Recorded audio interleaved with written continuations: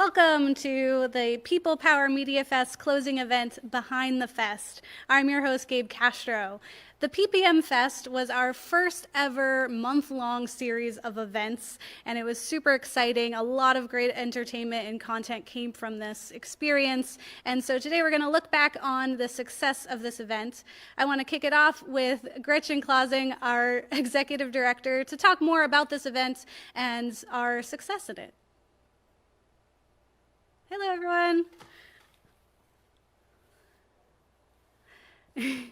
Okay, you would think that with months of doing virtual events that I would learn to unmute myself, but I have finally unmuted myself.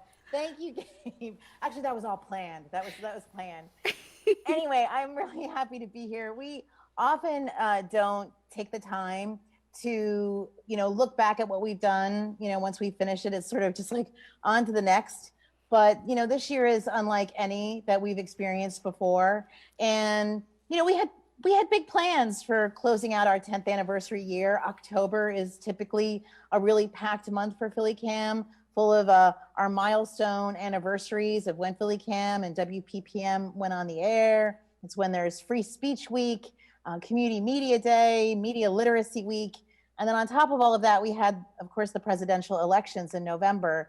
And so we were thinking like, well, what could we do since we couldn't do the Cammy Awards? We couldn't be in person. So we decided to, move, this idea of a People Power Media Festival had always kind of been in the back of our minds. And we took this as an opportunity to make that happen. And so really it wasn't until August that we started like really planning this. Maybe July, August, we started kind of putting this together. And we really wanted to see how we could highlight the contributions of community media makers and raise up important conversations that were happening about the pandemic, the election, and the national uprisings for racial justice. So, that was kind of the start of the idea that we would go virtual. We would leverage everything we've been learning over the past several months about making media remotely to create a festival experience. And we had a lot of discussions about how to get the festival off the ground and how could we use it as an opportunity to, talk about what it would look like if we all have the ability to critically analyze and participate in media. How can we use it to build power and envision a more equitable world? So we looked to our values because we felt like we needed to really have something to kind of pin this festival on. And we used the themes of representation, access, and literacy as guideposts. And then we put out a call to our members and partners to see if they wanted to explore these issues with us. And then we ended up with this packed schedule that featured special radio and TV programming, interactive workshops, panel discussions, and virtual events. And this couldn't have been possible without this community-wide effort. And so we're really appreciative of everyone who contributed. You're going to hear from a bunch of those partners and members who contributed over the next hour as we kind of show some highlights and kind of lift up the curtain and talk a little bit about the behind the scenes, maybe things that we learned, things that went wrong, and also just some great kind of fun things that happened. So let's see. I think, again, thanks to the PhillyCam members. We couldn't have done this without you. And I'm actually going to start out the first highlight. So we decided to launch the festival on Community Media Day, which is a day that that organizations like PhillyCam around the country use to put the focus of our work, kind of on a national scale. And so we decided to have a panel because there were some amazing academics who were doing research on the impact of community media. And we had this panel called Community Media is Having a Moment. And it was looking at the fact that these academics had been recently publishing studies about their work, and the conversation was moderated by Molly de Aguar from the Independence Public Media Foundation, and it used the research and writings of the panelists, Patricia Ofter-Heide from American University, Antoine Haywood, who's at the University of Pennsylvania, Clemencia Rodriguez and Andrea Wenzel at Temple University, as a jumping off point to discuss how community media and community-centered journalism has become even more necessary during this national crisis. There were so many great moments. I loved in particular how the panelists kind of shared their moment of knowing that community media became something that they wanted to pursue in their lives. We're gonna, and in a moment, Antoine Haywood is gonna join us to be talking about his experience on the panel. But first, let's take a look at this clip where Clemencia Rodriguez is effectively questioning the premise of the panel and wonders, is community media really having a moment? Let's take a look at the clip. You looking at it from a global perspective is that I don't think community media is having a moment. I think it depends on the place, and in some places, like in Latin America, the probably community media is having a moment because they go hand in hand with social unrest. And social movements in Latin America are growing exponentially, and every year there's more and there's more people and they're more connected. And there's, you know, young women's movements in Argentina fighting to legalize abortion, student movements in Chile to for public education, farmers movements in Colombia against fighting against free trade agreements. And as soon as you look at any of those movements, you start finding community media, and people appreciate community media and how community media are supporting the social movements. In other places like Australia, where community radio is 40 years old, I don't know. I think community radio is kind of getting too established for its own good. So you know, with Heather Anderson, an Australian professor, we wrote an article recently, and part of her take is that community radio is in Australia is kind of decreasing its creativity and kind of finding where it is needed in the community. Now, in the US, I agree with Pat. I think what we're seeing is that community media in the US, everyone is finding out that it has great potential. But what you find at every step of the way is the precariousness of the support. So, in my view, for community media to make it, civil society has to support it. It's not going to be able to do it on its own. So universities have to support it, local governments have to support it, foundations have to support it, because, you know, they're not for profit. So their financial support is going to have to come from somewhere. So I think we all here in the US, those of us who know about community media, I think we all agree on the potential, but it's a potential that still has to be realized, and we need you know, the infrastructural support to get, for example, in my view, it's totally insane to expect citizens to be reporters or community members to be community reporters without any kind of compensation. That just leads to bad journalism. And so then when you go and you know, when someone goes to examine the type of journalism that is coming out of community media, and they're saying, well, but look at this. I mean, it's not professional. It's not at the professional level. And then you go, well, of course, because there's no training, there's no funding, there's no support there, you know, so that's unsustainable. That was such a great clip and an awesome panel to start off this whole fest with, because it is the crux of you know, our People Power Fest, right? I wanted to talk to Antoine, who was a part of that panel you saw there, to talk a bit about his involvement in the panel, and what his point of view was in bringing and talking about why community media is having a moment. So welcome, Antoine. Hello, thanks for having me. It's great to see everyone. Great to Yeah. be here. Yeah. I think, you know, one of the biggest things that I was really feeling in the panel in terms of when we talk about community media having a moment is I just keep thinking intersections, and I see more and more overlap that's happening, and particularly in community media in the US. I mean, even things that may not self-identify as community media or may not think of as community media in terms of like, well, PEG television or community radio, but there's a lot of, there's a resurgence of, local journalism, participatory journalism. There is, a lot that's being, growing in the terms of digital literacy, digital equity building. There's building up libraries.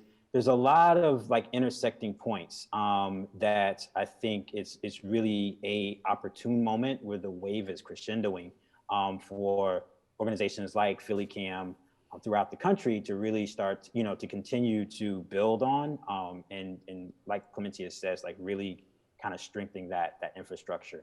So, but I mean, I totally agree with Clemencia.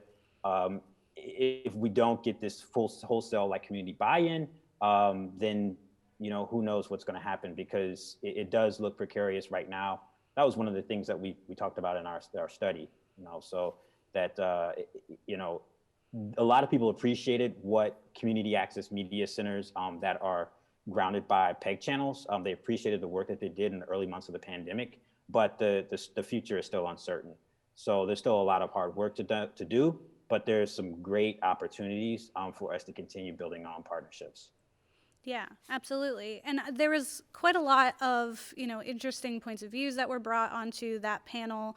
And I think there's something to be said about the diversity even within that panel. Like, it was interesting being, even just part of the crew to hear from these different areas, and Clemencia bringing, her point of view in the different areas that she's seen and how it has worked. So, Anton, what do you feel is like the importance of having a roundtable discussion such as this one involved in the People Power Media Fest as like a whole? Like, how do you feel like that is significant being tied together? Yeah, I'm just gonna go back to that word intersections, and seeing how things connect. I really, the way that Clemencia just laid out also, she just gave you like a really, really quick survey of community, like global survey of community media, of people who really want to dive into a very rich global survey of community media. Ellie Rennie's book is tops, but there's a lot of other great literature out there. But things like having these conversations are very important, because we can see the interconnectedness, right? And the multifacetedness of community media. And I think when we really, for those of us who've practiced in the PEG sphere, it can be siloed at times, And so I think it's really important for organizations like Philly Cam to be having these conversations with, partners that are like right nearby to say like, oh, there's relationships here, and it's not just about public access television or community radio. It's bigger. Yeah, absolutely. And it was very much like the people components of it too, right? It's people creating the media. There was some really heartwarming moments in that panel, specifically like Gretchen mentioned, like everyone kind of coming to this understanding of what they loved about community media. But we also had, a mother who was on the panel whose daughter joined us during the call, right? Like, she was also there kind of voicing her opinion. We gave her a little lower third of Ruby. And I feel like that, just having that presence really brought it home of like, this is about community media. Like, these are real people who are making these messages, and that we can, trust them and also like support them in creating that message. So I thought, that was definitely one of my favorite events. There's so many that are great that we're going to kind of go over. I did want to offer up to anyone who's here in the Zoom call, if you have any comments or anything that you want to say about the Community Media is Having a Moment panel. Otherwise, we can move on to the next one. All right. Let's see. So another important panel that we had was the Community Regional Radio Regional Roundtable. It's a tongue twister. This roundtable featured PhillyCam and Prometheus Radio Project, bringing scrap radio colleagues together to highlight how our region's community radio stations are addressing audience information needs, connecting communities during the time of crisis, and preparing to cover election and post-election events. Presented in partnership with Scrap, which is the swarming community radio around Philadelphia, and a project of Prometheus Radio Project. So let's take a look at a clip from that panel, and then we will talk to our own Allison Durham of WPPM and Keith Brand as well. So let's take a look. So I'd like to ask you if you could tell me a story or a couple stories about something that really struck you as a real success. Perhaps something, a moment that you knew that you were really reaching your community. I'm guessing you all have stories like that. So let's go. Daniel, how about you? Do you have like success stories that you'd like to share with us about the work that you're doing in your community? Yes, when it comes with the community, since GATA focuses on the immigrant community, when the pandemic hit, some people had economic relief, but the immigrant community didn't really receive any much help. So what GATA did, we asked for grants in order to have an economic relief so we can provide it to our community. And then we also asked for donations for people who are generous enough to donate, and we can help other families. And when we did that, the support that people came out with was just pretty enormous. Like, I was surprised by the amount of people who actually came out and wanted to support our community. So that was really, really special to see. Tom, how about you? And this could be pre-COVID too. Something that happened at your radio station where you just knew that you were making an impact on your community. Oh, I mean, there's a lot of them. So trying to pick one that happens most recently. I'll do one. We're always talking about news and information. I'm going to kind of go to a different aspect, and that's something that kind of hit me just most recently. We have a program on that does live radio theater, and it's live. They use scripts, so all the actors are now remote. So it's kind of interesting to have them kind of doing their voices remotely, not in the same room, but doing it live. But at the end of one of the programs, one of the actresses made a statement that, thank you so much for giving us this platform, because stage is not happening right now. We're not having an opportunity to perform in front of an audience. And you are providing this live response. We're not just reading a script that's being pre-produced like we've done in other things, but we actually have an audience right now that we know is tuning in. And it was very emotional, and how she, she was breaking up when she was talking about it. You could feel it was genuine and real. I kind of got a little weepy myself hearing her talk about it. Awesome. Yeah, people forget that we are a TV and radio station, right? Our content is across both platforms. It's super important. And so I want to talk to Keith Brand and Allison Durham here from WPPM about this panel and its importance in the PPM Fest. Lots of PPMs happening. So welcome, Allison and Keith. Thank you both for joining me. So good to see you. I have just a general question for both of you in what you kind of found was super important of getting these different diverse voices together to talk about radio, and to even bringing up like pre-COVID and like during COVID, like what kind of content we're creating and how we are helping our communities. Like, what did that mean to you to get those voices together? I'll jump in real quick, just to say that for me, this conversation was really important to organize because there's so much that we can learn from each other as community radio stations in the area. And this was definitely an opportunity not only to engage in ways that we actually hadn't before. Some of these relationships were new. And I think specifically in this moment of real crisis, we know that the only way that we're going to best serve our communities is if we're intentional about it. And also, again, as if we're connected to even surrounding communities, right? Like, the folks in Germantown, WPPM broadcasts mainly in Center City, South Philly, but you know, we don't reach Germantown, but there's so much to learn there in that relationship. And like Tom Cassetta was saying, you know, even his story about reaching folks through live radio theater, that's something, hey, I look back and say WPPM can do something similar, you know, provide live music somehow. You know, these things are very inspiring. So that's those are two of my thoughts about why it was so important. Awesome. Gabe, my initial reaction on hearing and looking at that clip was, I have no idea why I was yelling at everybody. It just seemed like I was, you know, it was just so loud. That feels horrifying. So I've been working with community radio and researching community radio for a number of years. I've been working on a book on community radio and the life of America for what seems like decades. Every time I get to hear these stories of people and what they're doing in their local communities, it's just very inspiring to me, because we work at a micro level in community radio and don't often have this opportunity, or really, you know, we're so busy in community media that we don't often have time to make these bridges with people outside our communities. And I think it's so important because we learn a lot by listening to these other stories and seeing what other people are doing. Everything from the voter registration drives that the station in Wilmington was doing to, you know, radio theater in Germantown.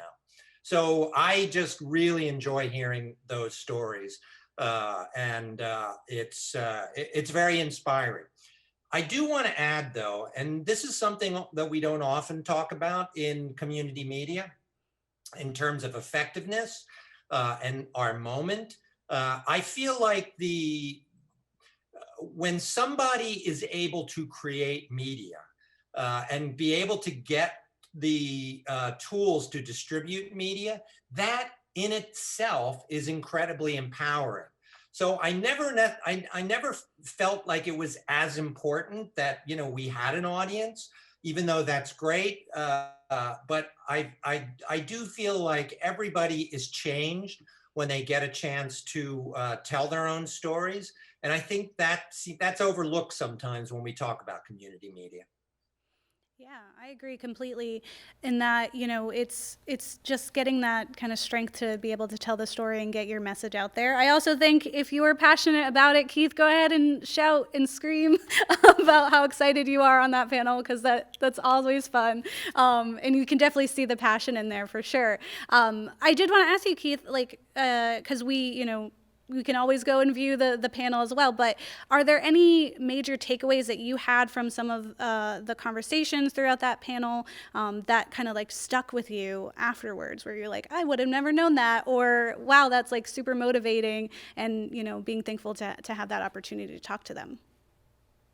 I think the individual stories are what are super motivating. I think we're all doing great work here at PhillyCam. I can't say this enough.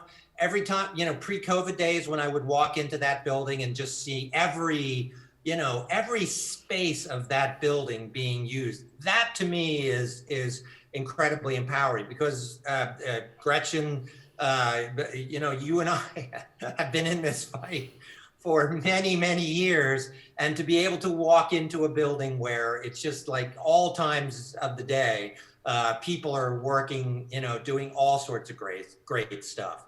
So, you know, getting outside of our community and hearing what other people are doing, to me, was the takeaway of that panel, and just all the great work people are doing in their, you know, in their silos. And, you know, that's kind of, we sometimes say silos are bad, but, you know, sometimes silos can be good. Yeah, they're good when we can share them, right? Like we get to dip our toe into the different silos for sure. Yeah, I think, especially during this time, something like the PPM Fest was so great in connecting us in a time when we kind of feel very distant, and being able to kind of make those connections, which was just awesome, and connect in different ways. Like I said, it was a month-long event that we're wrapping up now, but it featured panels just like the ones that we just showed, but it also had some workshops. So I'm going to lead us into our next section, but if you do have any questions for Keith or any of the other panelists, drop them in the chat because we want to hear from you. But we also had workshops. So in addition to those, we had workshops that were about media literacy and access. So these workshops included the media literacy interactive event, an animating people power stop motion animation workshop. And we are going to show you a clip from one of those workshops called Do You See What I See? This is a series that Ariel and I put together really with the idea of doing more media literacy programming at PhillyCamp and using our awesome community of community media producers as the base of content for which we can learn to think more critically together about the media that we make and share and kind of consume. I think that this question is really interesting because we all don't experience media in the same way. Like each person, each audience member, each creator is kind of bringing their own set of life experiences to the table. As I get older, I realize my jet black curls are not what the world wants. They are not curls, they are coils that wind tight and grow tall. It made me think of my relationship to my siblings as someone who can provide a different voice than what the world tells them. And I think about that daily with especially my younger sister who is 10 years younger than me. Here's an old college I'm sorry letter. I'm sorry that my note this morning was so ugly. I've been feeling miserable lately. I shouldn't take it out on you. It was really amazing how the letter just felt universal. Like a letter is timeless, and it just made me want to go read my old letters and write letters. And it's amazing how long it's been since I've thought about actually penning something. Part of what media does, at least in my opinion, is give us a chance to look at our experiences and celebrate them. those who don't feel comfortable in their assigned gender might determine that they are transgender or genderqueer, and then transition or change how they perform their gender. What, if anything, did you learn about yourself from watching this? It made me think about how much I brace myself when I commit to having these conversations with people about like what I want to be called, my pronouns. I think in the way that it was very disarming and playful, it kind of like invited me to relax. We carry water from the river in Babu. The army came to our village. The army came back and burned our village. The fear of like having to move out of your village because of the army, coming to burn down, and having to gather your loved ones and also enough food for survival. But just to think about your resilience, or like the story of resiliency, and like being able to like go on that journey and continue to travel, of course, was just like really, really powerful. I really loved the choice to overlap voices. At first it was I thought something might have been up with my computer, like it was echoing, but the repetition and hearing multiple voices say the same line just really, really spoke to me. What awesome workshops. It's so great. This month, had so much going on, like the month long of our event, from, the elections, like we mentioned, but also Media Literacy Week happened in the middle of this, right? So it's important to kind of drive home something that we're so passionate about. So I wanted to bring in Laura to talk about these workshops, kind of the decision behind selecting these specific ones, and what we saw in there. I really just, even from seeing that clip and knowing the members that participated, it's great to see this kind of mix, because some of these are members that are brand new who took the intro class virtually with me, to people who like had signed up right before COVID hit, to people who've been here since the beginning. So it's so awesome to kind of see them come in together in a virtual room, in a virtual space, to talk about these things that we're so passionate about. So Laura, thank you for creating those events, you and Ariel. It's super awesome. What came, like, how did you decide that those were the workshops that you were going to focus on, like in the importance of kind of bringing those in specifically for People Power Media Fest? Totally. Yeah, I mean, Media Literacy Week happens every year. It's a week-long event organized by the National Alliance for Media Literacy Education. And, you know, Ariel and I are always looking for opportunities to collaborate more just between the youth media program and the general educational programs. And also, how do we bring media literacy more into the core workshops that we do at PhillyCam? And so this was just a really great opportunity to sort of select producers who made short form pieces, have series, produce audio content, documentary, and really like flip the script a little bit and make it about the audience and give people a sense to have this collective viewing experience, and then share their feedback, right? Because oftentimes you go and you get a Q&A and it's always like the artist or the producer that speaks. And what they really want to know is like, was the media that I created effective? How did it impact people? And so it was really fun to kind of have that experience together and watch media together and to talk about it.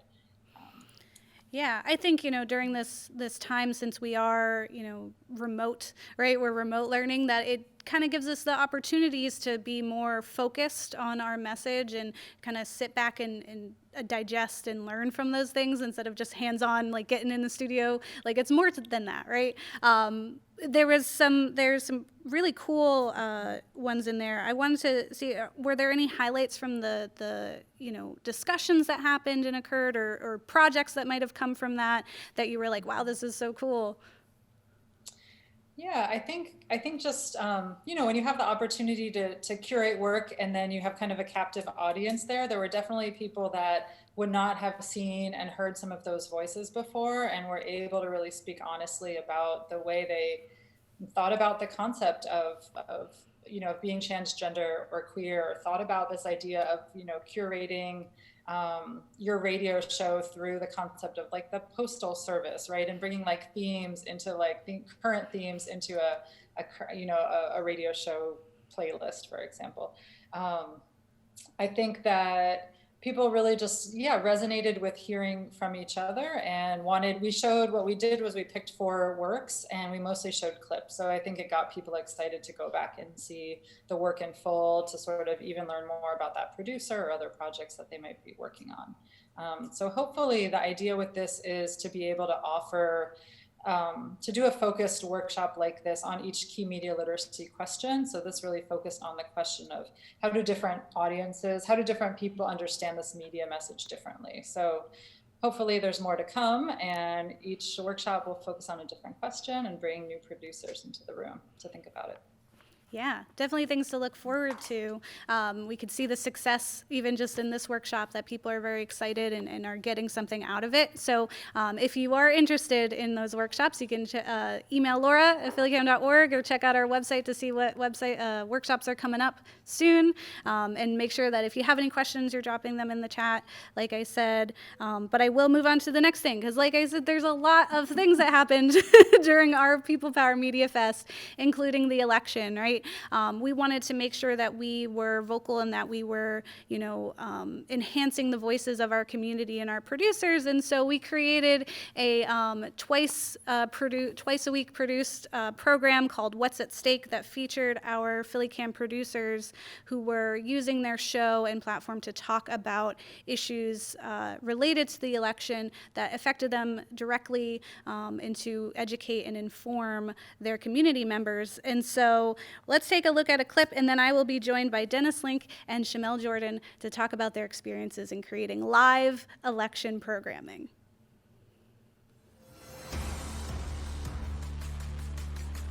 The first thing I'd like to talk about, from a national standpoint, we're looking at probably the most consequential election of our lifetime.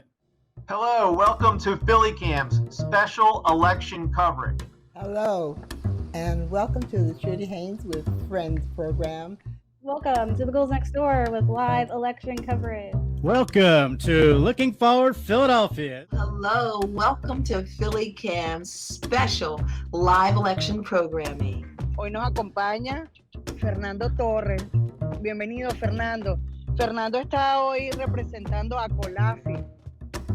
COLAFI, pues, la coalición de latinos en Filadelfia. Probably the biggest topic that anyone is talking about, if we're all honest with ourselves, is still the coronavirus. Anything that takes over 200,000 people out of the equation is going to be something that folks are focused on. I do want to talk about Georgia for a second, because Georgia, to me, is going to, I think, going to be the tipping point state in this whole situation. And I say this for many reasons. One is that Georgia, very similar to North Carolina, and to some degree like in Arizona, even though the vibe is a little different, is changing very rapidly. It's traditional for Democrats that win statewide in Pennsylvania to only do well in like 15 counties. Like, you can win Pennsylvania if you win like 15, 16 counties. It's almost like it's blasphemous if Black people are questioning the political systems that be, the very systems that have had a history for over 400 years of not being kind to us and actually being quite oppressive. So when people migrate to this part of United States, there is not really migrating because people wants to live where they live or where they from.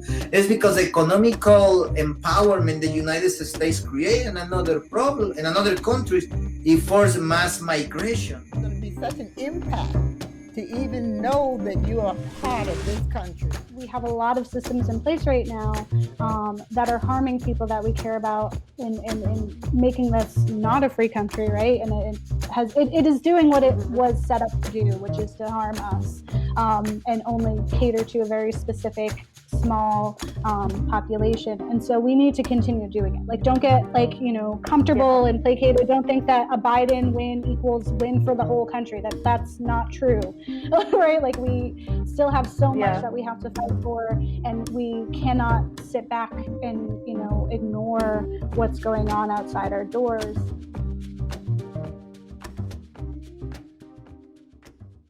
And I'm back. That was me a few minutes ago. Yes, What's at Stake was such a great experience personally working on that, but it was so fun to watch all the different producers create this content, live content, that was to TV and radio. It was this great kind of like cohesion of our channels to get together. And so I wanted to talk to Dennis Lincoln and Shamel Jordan about their experiences creating live programming. There's a lot that went into it, pre-production wise and getting it, together. But there's also, thinking about the topics that you're going to cover and the importance of it. And so I just wanted to kind of pick your brains about what you found was, really significant about having a show like What's at Stake and being a part of it, like what you brought to it with your program. This is open to both of you. All right. Well, it looks like I unmuted first. So, Shamel, I'll take the lead here.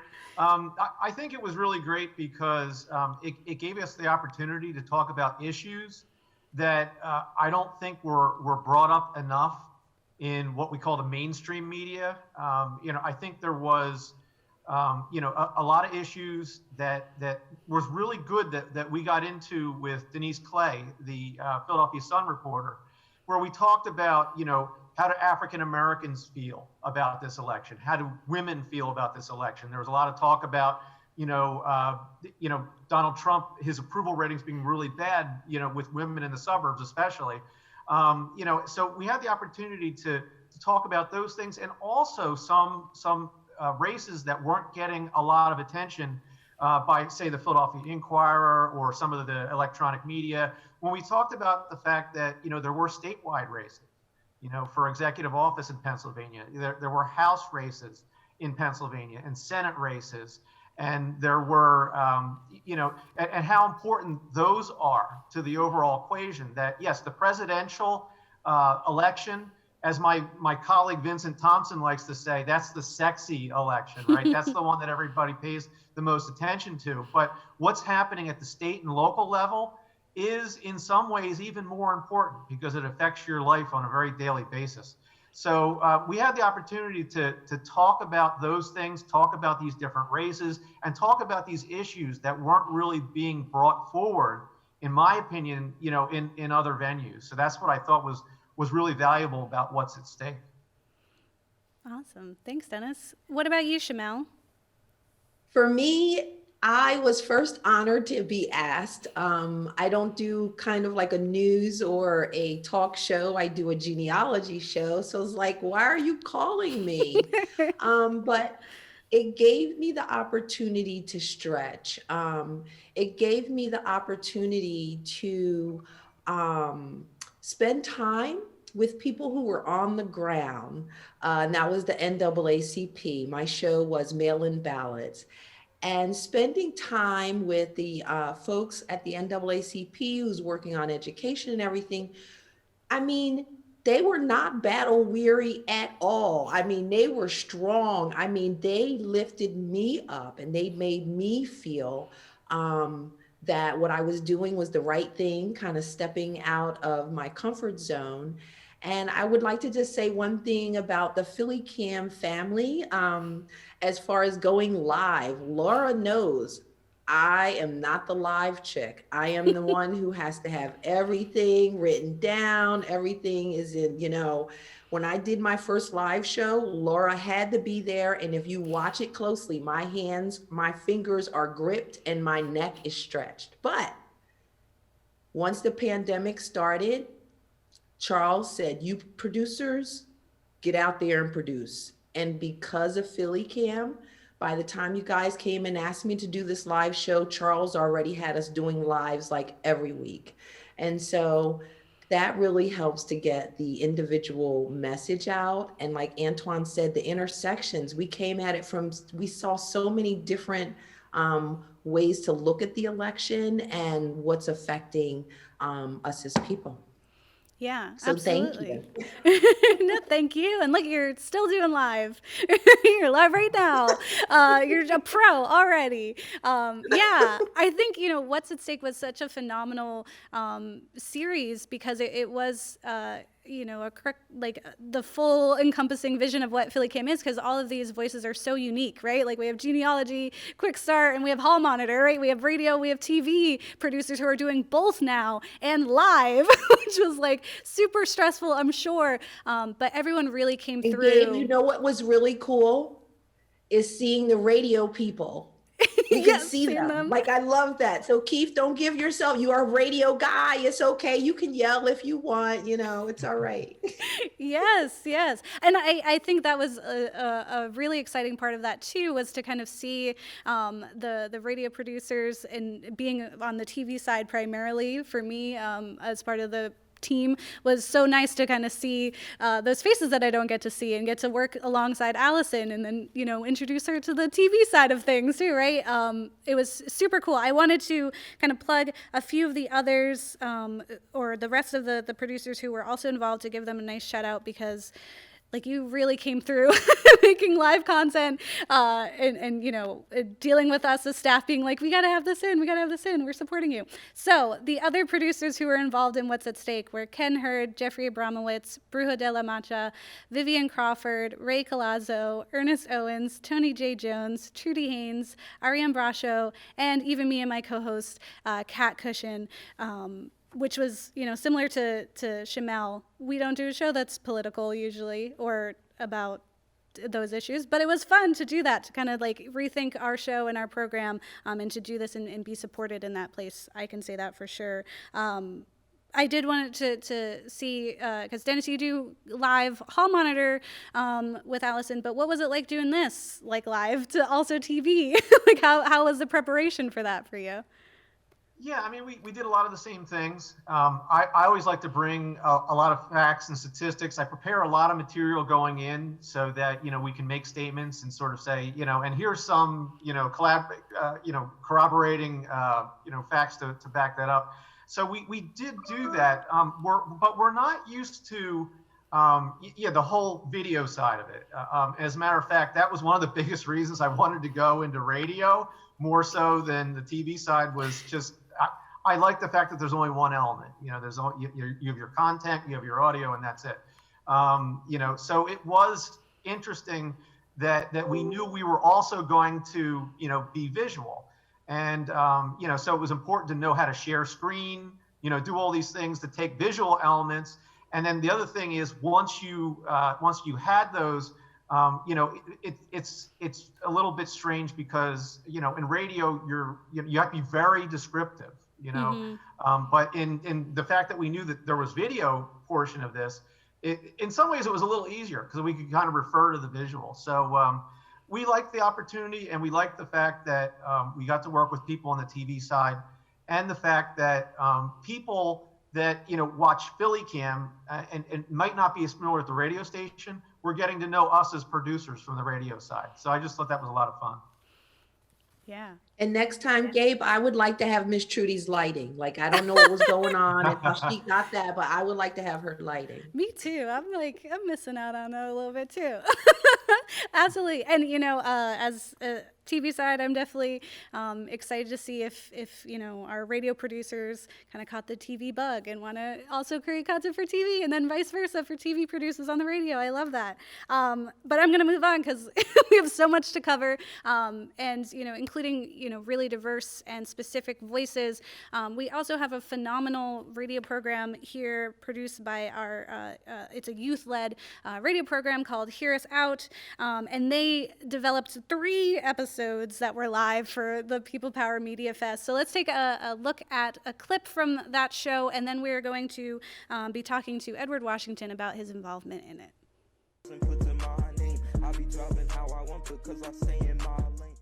Happy Community Media Day, and our first topic for Hear Us Out is going to be remote learning. Me and Sam, who's our social media director, we were talking about the difference between online learning for a high school student and a college student, because she's a high school senior and I'm a college freshman. So we were kind of just talking about our days and everything, and how maybe they could be different or how they're the same in any type of way. So we decided to do little TikTok videos where we did like little day in our lives.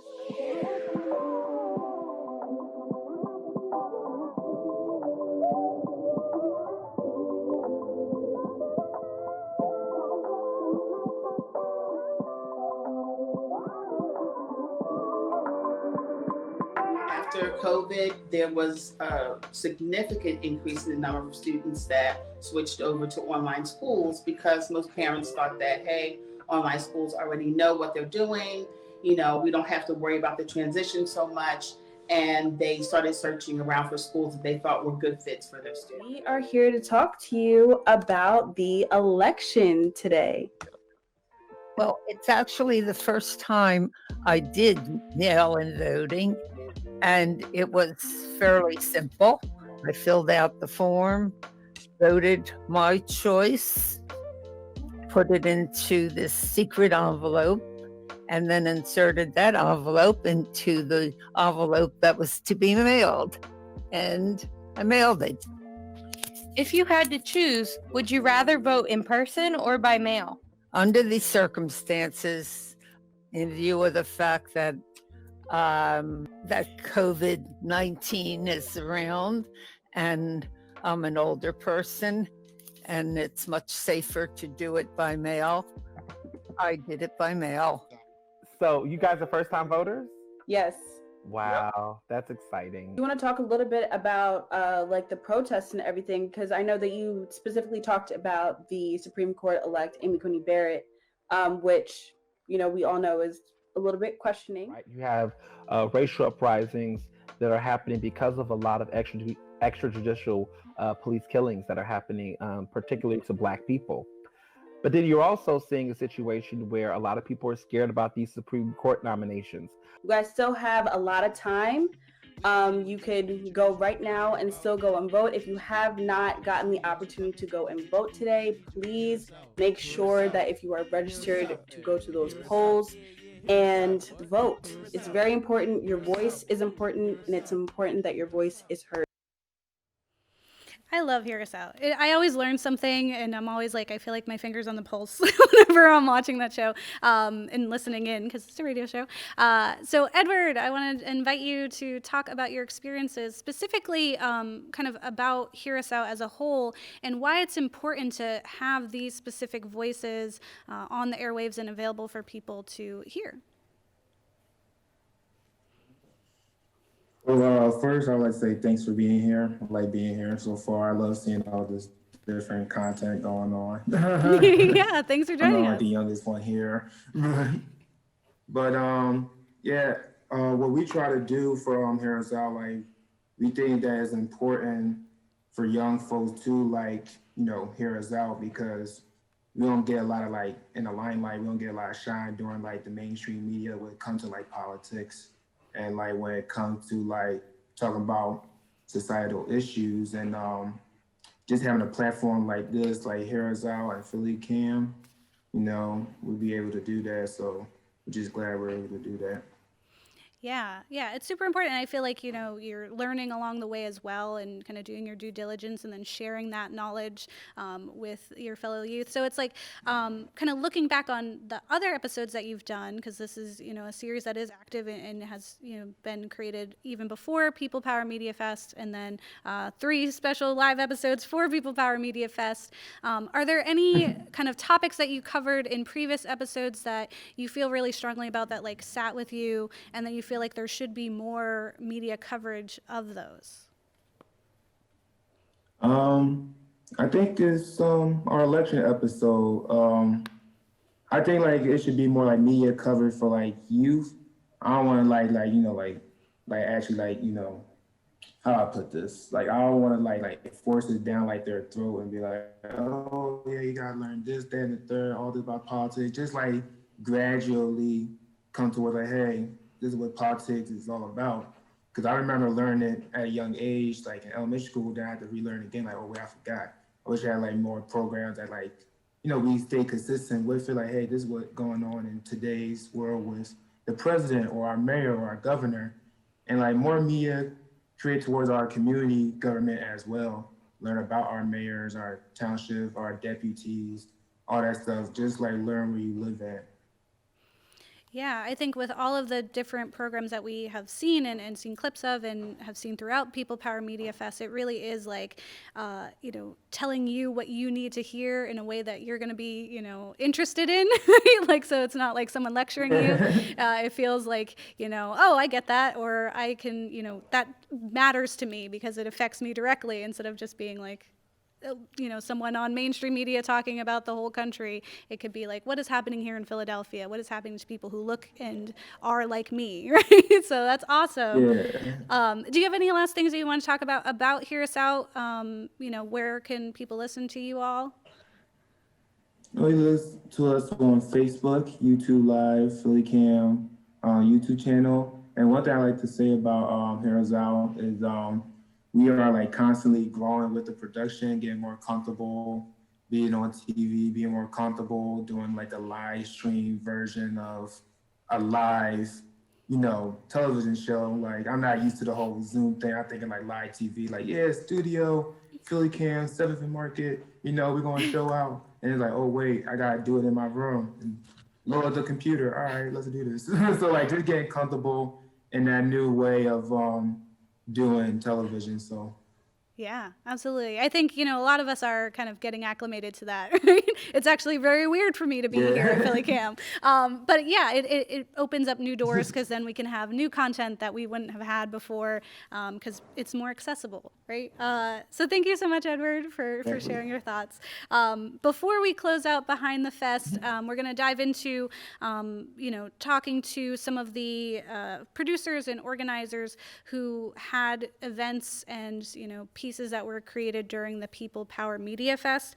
And, you know, it kind of brings together our themes, all these very diverse programs. So I'm going to invite quite a few people to talk with me, so bear with me as I introduce them all.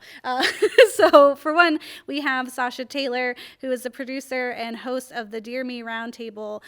This was a hosted conversation among community media producers to explore the various conversations we would have with our younger selves if given the opportunity. We have Selena Yip, who is the festival director of PAAF, the Philadelphia Asian American Film Festival. She is here to discuss the Deconstructing Documentary Filmmaking panel that we shared on our channel during PPM Fest. That festival panel aimed to turn a critical eye to the documentary filmmaking process from ideation to distribution, and ask some really important questions about decolonizing the industry. We have Gerard Silva, who's the exhibitions and special projects manager for Fleischer Art Memorial. He was involved in the Dia de los Muertos procession by Fleischer Art Memorial that we filmed, and this was members of the Kalaka Flaka honored the deceased with a solemn procession to the 4 community altars in 4 cardinal parts of the city, east, west, south, and north. And so we'll talk to him. And then last but not least, we also have producer extraordinaire Shamika Sawyer, who was involved in quite a few things during this festival, including an episode of Live Culture with The Screening Room, which was a showcase of short films, poetry, and audio addressing social justices. And then as well as The American Crisis, which is a musical that follows the journey of 3 African-American college students and their thoughts about democracy and the importance of voting. So quite a lot of very diverse programs that we had going on, which was phenomenal to kind of give them this platform to be accessible to our viewers and listeners. So I kind of wanted to open up to any of you who are here to kind of just talk about what you feel was the benefit of, having something like the People Power Media Fest as a platform to get this message out or to kind of highlight this event that was going on and to share with the community. I can also call on people if we're feeling nervous. I guess I'll start. Hi, everyone. Sasha here.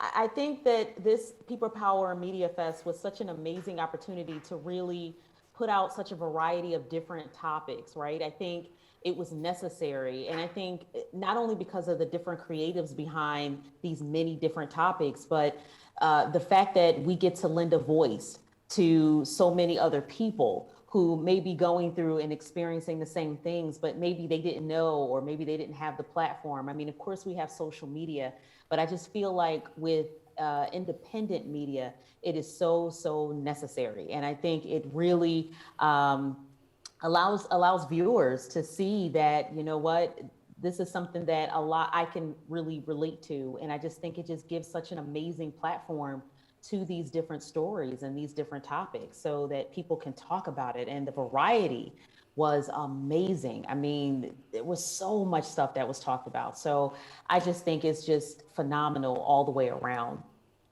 Yeah, I agree. I'll hop in. It's Shamika.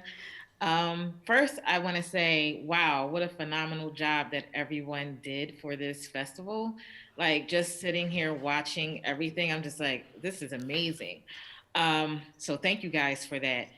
I would also like to put out there too, to me, this festival was for the people and created by the people. So that's why I was so excited when Nasha put out a call for ideas. I had to hop in there because I'm like, I have to be a part of this. Like, I've been to many different media festivals, and I can say that this is one of the festivals that really focus on amplifying the voice of the people.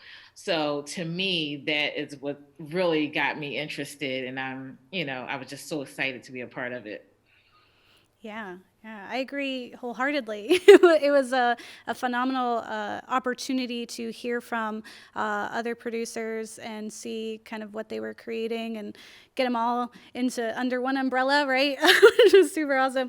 We also, Sasha and Shamika, your programs were created very specifically kind of under the PPM Fest umbrella, but Gerard and Selena, you had content that was happening elsewhere as well as the PPM Fest. So I kind of wanted to pick your brain about what you felt the value was of also being on Philly Cam, and how you fit into, like, your programs fit into our core themes about representation, access, and literacy. I can start. So for our panel, I mean, the reason why I felt like it was really important to have the conversation about deconstructing documentary filmmaking, decolonizing the practices around documentary filmmaking, both as filmmakers and as consumers, was actually mostly on the consumer end. I think for me, something that I was experiencing was that a lot of my my programmers, my screeners, and then also a lot of our audiences have never really had the conversation about what it means to decolonize the film industry. So for me, it was really important to have a platform where people, are mostly our audiences, would be able to listen to filmmakers talk about why it's so important for them to practice filmmaking in the way that they do.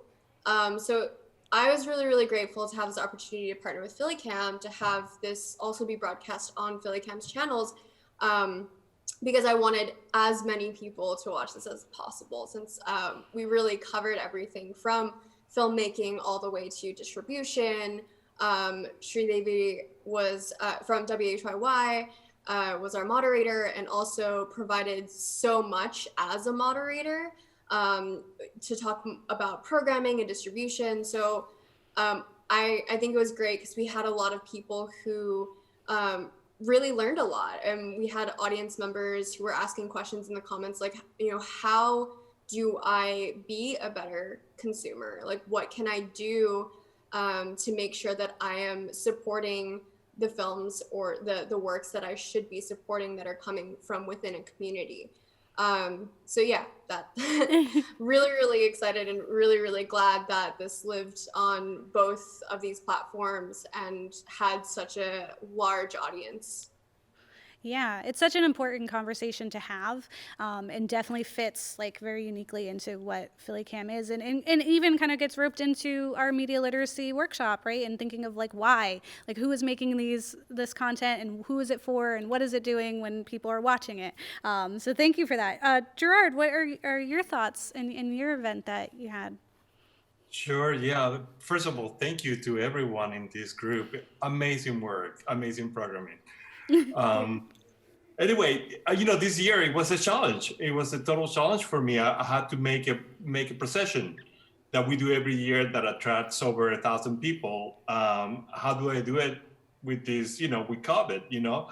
And thanks to Laura and Sergio for allowing me to actually have the opportunity to actually broadcast this to everyone, to the whole community. So we were inviting people not to join us, but to join us online instead. And I was able to be inclusive and include everyone. We were going to different parts of Philadelphia, and it was all possible thanks to you. Yeah, I think, you know, with, again, this time, you know, most things are virtual, which makes them kind of a little more accessible than they were before, right? Like, if people, you know, didn't have the time or the ability to come out, they can still experience these events and get to kind of get that whole experience right on their screens and safely at home. So thank you so much for creating this content and allowing us to have it as part of our People Power Media Fest, because it definitely fit, and it was, you know, a great little addition to this. I do have a question for Shamika and Sasha about, you know, the screening room and the Dear Me Roundtable were created, you know, with the People Power Media Fest. So whereas, you know, the Dia de los Muertos and the decolonizing conversation were going to happen without People Power Media Fest, we were just, you know, a helpful addition, right? What was your experience of creating that and making it specifically for the People Power Media Fest, and what you got out of that?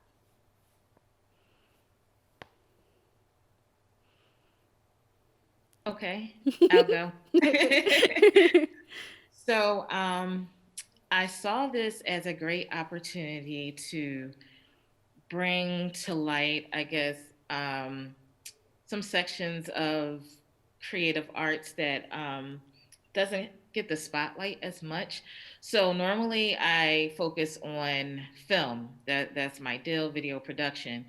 But this event gave me the opportunity to focus on film, but spoken word and poetry, which I always wanted to do. And I looked at this opportunity as the best opportunity to do that. So for me, it was like curating this in a way that with film, you can visualize, you can see what's happening, right?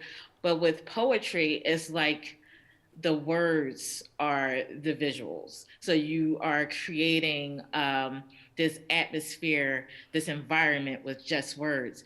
And I can tell you, like the conversation afterwards with the poet was so interesting, and just to hear from their perspective, like what it's like to be Black and in America, and to deal with some of the things that we have to face, and also how they create art to put these messages out there and to get people, bring them more into our world. So for me, it was needed.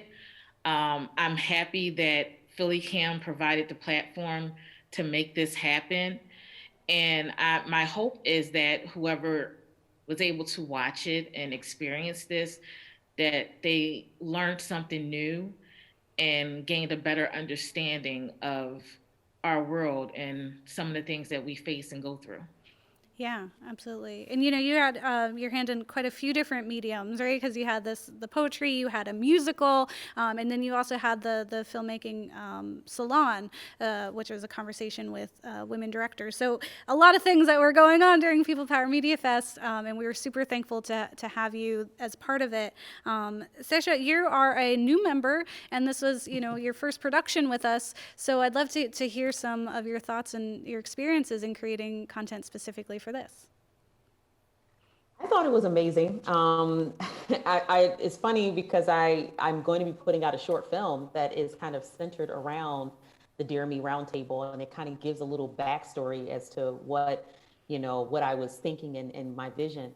But when Nasha, Sergio, Gabe, you guys were like, hey, we can do something with this. And I was like, oh, okay. All right, great. I mean, I kind of felt like I was just not pushed in a way, not in a bad way, but it was kind of like somewhat of a push that I think I needed, because I think oftentimes when you are creative and you're coming up with stuff and you have this vision, it's hard for people to see your vision the same way you do. And it's great to be a part of a group where everyone is a visionary, right? Everyone has their own story, they have their own way of expressing things. And it's amazing when you're surrounded by a community like that. So this experience for me was hands down so amazing. I mean, I'll admit I was nervous at first, but I was so grateful at the way that it turned out, and to be able to have real conversations. And the topic that was centered around the Dear Me Roundtable was not an easy topic. It was pretty heavy. And it was great because I didn't know what to expect. I'm like, man, are people going to start crying? And, if they start crying, then I'm going to start crying. This is going to be a mess. And, but it was great because we were all able to laugh and talk and really just be real about our own individual experiences. And at the end of the day, that's what it all boils down to, right? Like everyone has their own story. Everyone has their own truths that they're living in and walking in. And I think my biggest takeaway for people when they watched this was that they could see a bit of themselves throughout our different stories collectively and say, you know what, I'm not alone in what I'm feeling or what I've experienced as a child and things like that. So it was a great, great experience. And I'm so looking forward to doing so much more work. And I want to do so many short films. I've written down all these ideas, and it's just awesome. So I have such an attitude of gratitude for this opportunity, and it's given me the push to actually create my short film, because before I had kind of been dragging my feet. I had talked to Gabe months ago about this, and I was like, I'll get to it when I get to it. And Gabe was like, sit down and write your script. I'm like, I get there. And then I just said, you know what, let me jump right in and get to it. And it was probably the most cathartic, therapeutic thing I could have ever did, because I love to write, and to sit out and write my vision it was awesome. And just again, to be around people who understand and can see your vision, you know, it's like they get you. It's like, yeah, you understand me, you know, instead of talking to some people and they're like, whatever. But when you're in a community of other creatives and forward thinking people, it gives you, it's like a warm hug, right? And it's very embracing, and you feel like, you know what, I'm in a great place. So yeah, sorry, I'm off my soapbox now. No, I'm glad you were on your soapbox, and that's what this platform is for. I love that attitude of gratitude, because I definitely have that for the full People Power Media Fest. I loved hearing all the different voices and seeing this content, and you know, motivating all of you to create your content. And you're a natural, just like Shamel's a natural being live, right? And to find that in yourself and to be in a community, which was really the heart of what the PPM Fest was. And so much happened during this People Power Media Fest that we do not have time to go over all of it, but definitely make sure that you check out our YouTube. We have plenty of playlists, so you can watch all those panels, you can hear about some of the workshops, you can watch some of these shows that we mentioned here. What's at Stake is fully on there. We also had, you know, awesome overnight marathons, so you can check that out from the programming spotlight to see what was counted. And I'm sure we have so much more ahead of us as well. And I just want to thank everyone who was involved, all the producers who are here with us virtually, and those who are, you know, at home and maybe typing in the chat for us or watching this later. Thank you so much for creating content, and big thanks to my fellow staff members who really put in a lot of work to make this happen. You know, it was such a great teamwork and effort and support that I definitely felt from this end, and seeing us all being so excited to create this content. And so I do want to, before, you know, we kind of, you know, do the last thank yous and goodbyes, I did want to open up to the chat of our great staff that are here with me right now, just about like what, you know, are your lasting thoughts about this phenomenal event, what you really got out of it. Was it a success in your book? Do you want to do it again? And just what you loved about it. And I just want to invite anyone to speak on that. We could do like hand raises or the race to the unmute. Debbie. Yeah, it's been really great to be on this event, just looking back on the last month with everyone. And, you know, this is the way that we're staying connected. You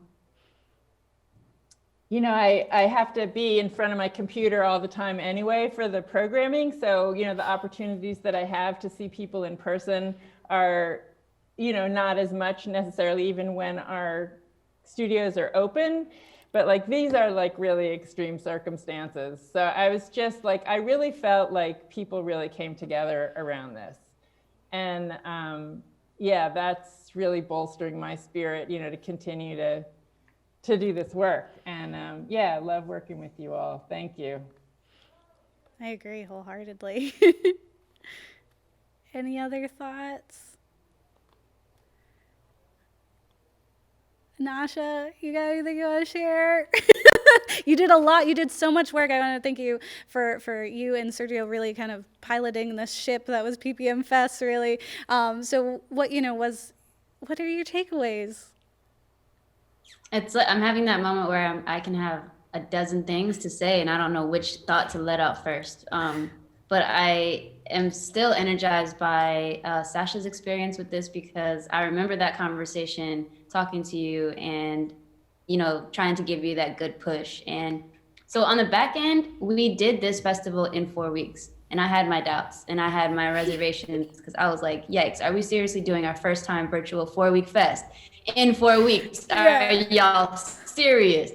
But we sent out a form to everyone, and we just did this mass blast, and we said, hey, we want to do this thing. What would you bring to it? And the responses were so affirming and validating and energizing. And so it was that, even Shamika, with your response, and you were like, I want to help out. Like, how can we help? What can I do? And I was just like, you guys, Shamika wants to help. How do we plug her in? But you had 14 programs in the festival, so that was enough. I don't know how much more you could have done. But even right now, like, our Zoom chat on the back end is lit. I'm trying to make the online chats pretty live, but it's just me talking to myself. But just, it's like, we want to do this again and we want to do it more. So trying to imagine what this could be if we give ourselves 6 weeks to plan it, or maybe 3 months to plan it. I'm excited. It's good to be a member of a visionary creative community. That's cool. Yeah. Yes. I think, with the that blanket call of just like, yeah, you got stuff, we want to put it on here. But it's very clear that there's this through line, this like heart that came through every single program, no matter what it was, whether it was a panel or a workshop or what's at stake. Like, it was all so much of the Philly Cam Heart community that came through every single thing. And I think that is the true success of this, and I look forward to seeing what people create. Hopefully, you made those connections and you're going to get back into it, and whenever you need a push, you can check out Philly Cam to give you that push no matter what it is. But thank you all so much for joining us and for participating in the full People Power Media Fest, and sharing your thoughts and joining us even here to kind of look back and reflect at the success of it. But this was the behind the fest, so you got to see what went through and how people felt about creating this content. I'm Gabe Castro, and thank you for watching.